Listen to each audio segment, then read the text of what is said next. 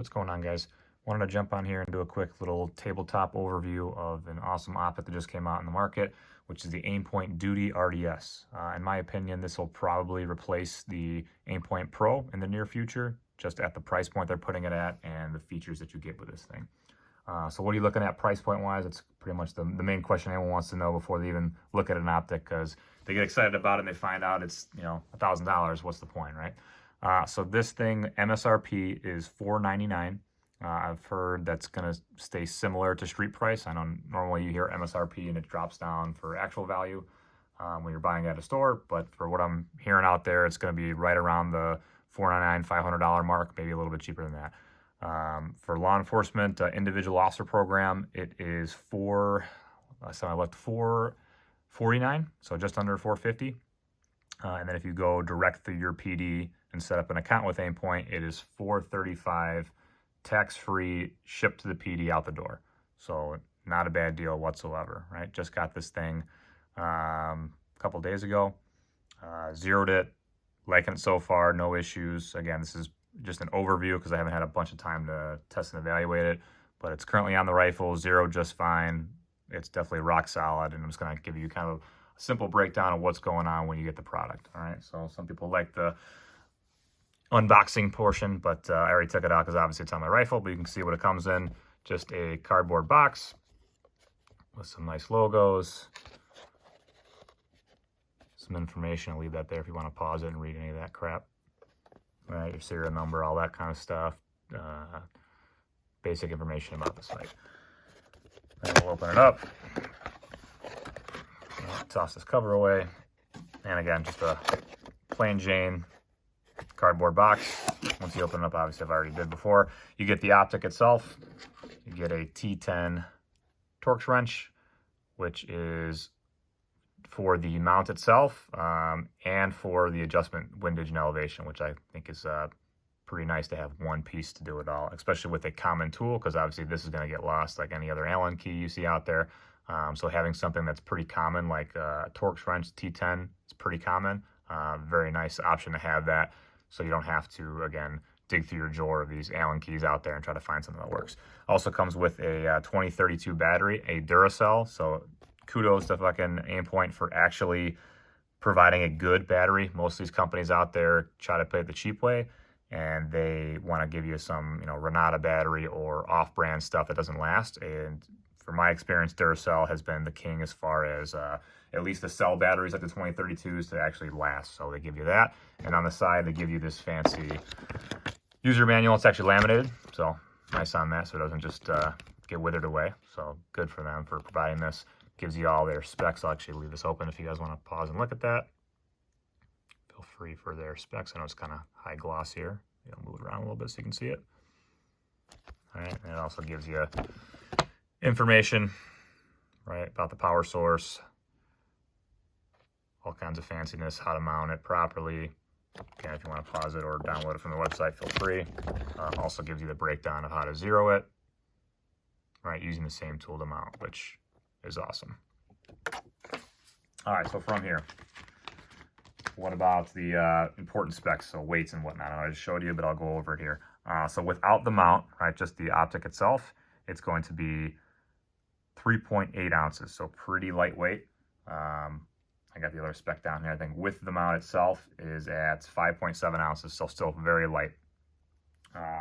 Comparing that to a common, I guess, comparison optic would be the Aimpoint Pro. That is either 6.8 or 7.8 ounces because their website conflicts, and with the mount is 12.7, so almost double with the mount itself. And you're like, all right, dude, enough talking. Where is this optic? Here it is. All right, Aimpoint Duty RDS. Very streamlined. I just zeroed it again, I think yesterday, and it's shot perfect. Mounting it very simple, single screw torx wrench style clamp. Some people worried about that because it's only one point of contact, but again, it's Aimpoint. They did their homework on this design. It is cranked down on there per their spec. They use newtons, but if you do the math on it, it's like 26 inch-pounds as far as the clamp itself. So it is on there. It ain't going anywhere. An important thing, maybe I'll add a photo into this if I can figure out my editing skills. Probably not. But out of the box, when you get this thing, I know it's designed, pitching this to law enforcement, but as you get this out of the box, once you take the screws out of the mount itself, nothing is Loctited, all right? So them saying like out of the box, this thing is ready to go for duty, a little bit, you know, a lie, because, you know, there's lazy cops out there. I know a few of them, right, that they want to buy an optic, they want to slap it on a rifle and be done with it.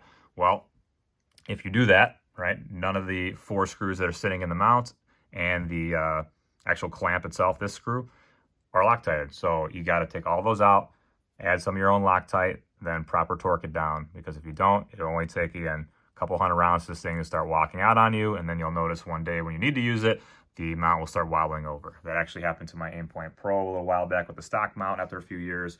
So again, got to make sure you do your due diligence and Loctite everything. I've had some past experience doing that for being ignorant back in the day, just not paying attention to that shit, and it bit me in the ass. So make sure you are Loctiting your stuff. So quick overview of what it looks like. This is super close to the camera, but at least you can see the details of this thing. Got one of those very fancy ring lights on this thing, like the TikTokers, I guess. But at least it shows pretty good lighting on this. Other side of it, simple 2032 battery. Right, nothing crazy on there, pretty slick. As far as the height, it is like a fraction under a lower third. I think it claims it's like a 38 millimeter, but if I compared it to my EOTech, it's just a hair under that. If you want to look for mounting options, the footprint of this does fit a T2, the Aimpoint T2, just kind of like the king of the market.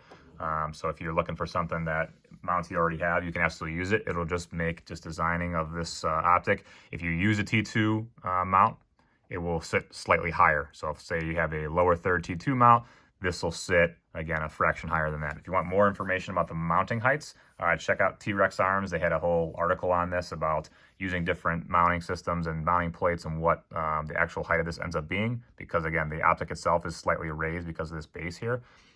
So just take a look at their website and look at the picture. It'll actually show you the different height mounts. So I'm planning on just leaving this like this. It's pretty much lower third, which I'm used to from previously running an EOTech. But overall, so far, liking it. Again, the comparison sake to this would be an Aimpoint Pro, and I'll show you if I can squeeze this in on camera. So you see that is a Duty RDS. Here is an Aimpoint Pro. All right, might not be able to fit it all on there, but you can kind of see, obviously, as far as difference sake. We'll scooch this over. Got slings everywhere. Play some Tetris here. All right, so there is your Duty RDS on the left, Aimpoint Pro with the Scalar Works mount on the right, and obviously a huge difference in size and weight. So this is going to be the direct competitor to the Aimpoint Pro. No issues with the Aimpoint Pro. It runs awesome. As far as battery life compared for both of these guys, both are 30,000 hours. So again, leave the dot on, throw it in your patrol car, throw it in a closet, whatever. It'll be good for 3 years. I just do, out of habit, every year, swap all my batteries out, and you never have to worry about it dying. But it's not one of those motion sense like Holosun or SIG. It just has that good of a battery where Aimpoint's like, screw it, we're not going to put that into our optics. The batteries are plenty long, so we're just going to leave them in a functioning operation, right? So you don't have to worry about that. As far as settings, you got 10 manual adjustment settings, so from brightness levels, and that'll include 4 of those for night vision. So numbers 5 through 10, that's daylight, and then 1 through 4, that's for night vision. So yes, it is night vision capable, like all Aimpoints. Let me move this out of the way. Just kind of see the difference.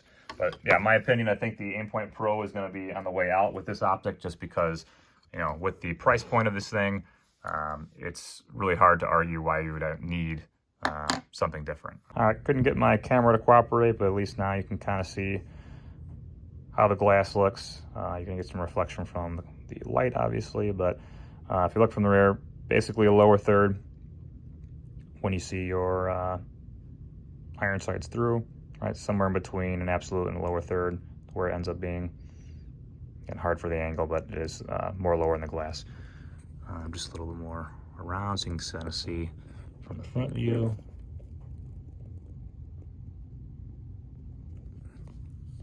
All right. So that's the overview. If you guys have any questions about this thing, want to harp on my awesome / terrible editing skills. I get it. I know I was going to keep this at 5 minutes, and there I looked at the clock after I did the first take, and it was like 10 minutes. So it is what it is. I'm not going to cut it out. So again, if you guys have any questions that I can answer, feel free to throw them in the comments. I'm going to do some more T&E on this thing, obviously more live fire, see where it's at, because it's only got about 100 rounds in it so far. And I'll do a update to this, and we'll see where we're at after that. So take care.